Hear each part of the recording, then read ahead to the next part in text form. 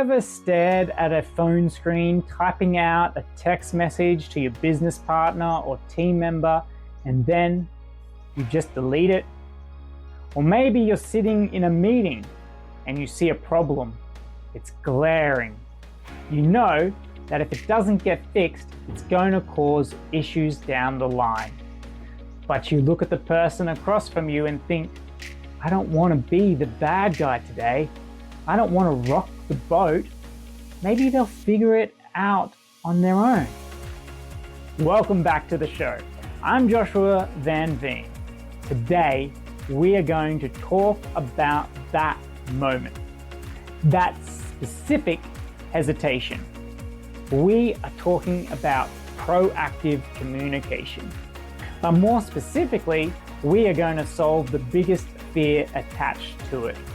How to be direct, how to be bold, and how to get what you need without hurting anyone's feelings. See, there is a misconception out there. A lot of us feel that being proactive, speaking up before things break, is aggressive. We feel like it's being too direct. Maybe you tell yourself, it isn't my responsibility to parent this person. They're an adult. They should just know. I hear this all the time.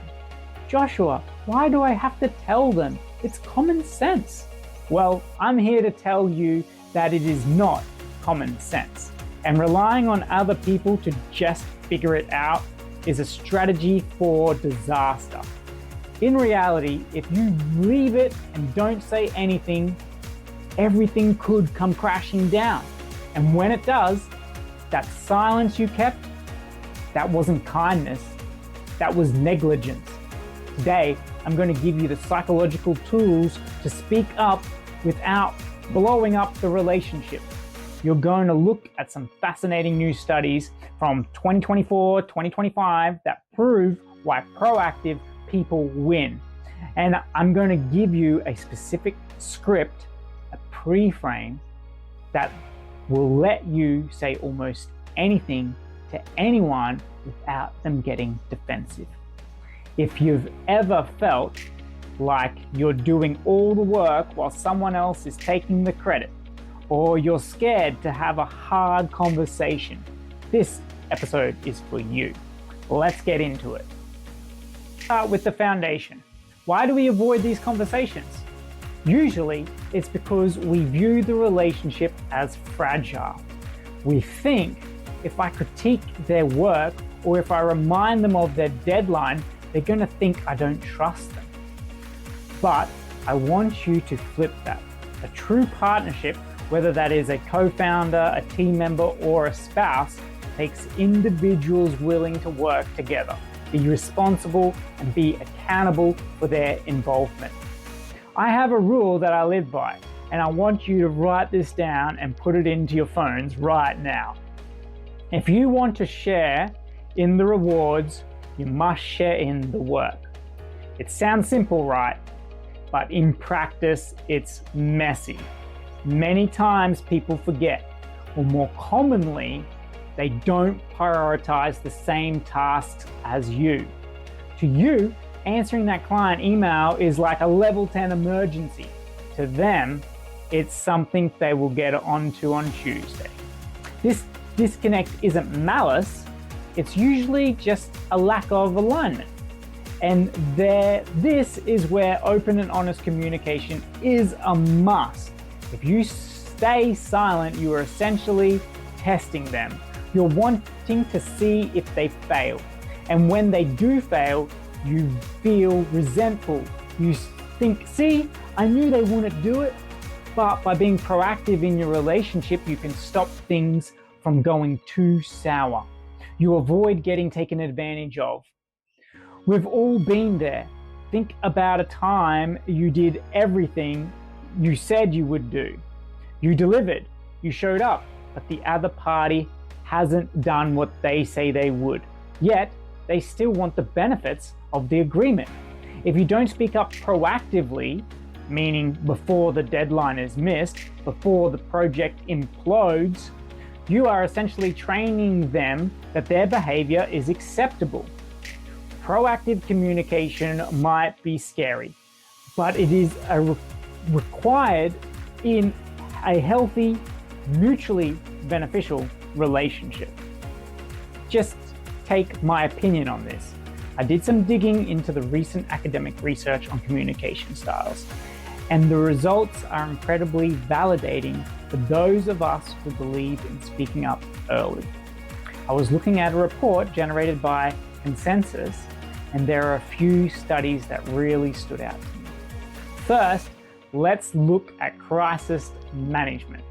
There was a study in 2024. They found that proactive communication leads to faster trust restoration and reduced reputational damage. Think about that in your own life. If you made a mistake or if the project is going off the rails and you bring it up first, people trust you. You control the narrative. If you wait for them to find out, you look like you're hiding something. Reactive communication kills trust. Then there's the workplace dynamic. A 2025 study looked at knowledge sharing. They found that proactive sharing leads to higher performance and more positive relationships. But here's the most interesting one to me: healthcare. A study in 2024 found that when doctors were proactive with patients, the patients had more positive emotions and better outcomes. When the doctors were reactive, only answering when asked, patient stress went through the roof. Why does this matter to you and your business? Because the people you work with, your clients, your partners, are your patients in a way. They are looking to you for leadership. If you are reactive, you are causing them stress. If you are proactive, you are creating safety. However, there is a trap, and I need to warn you about this. There's a concept called corporate hypocrisy.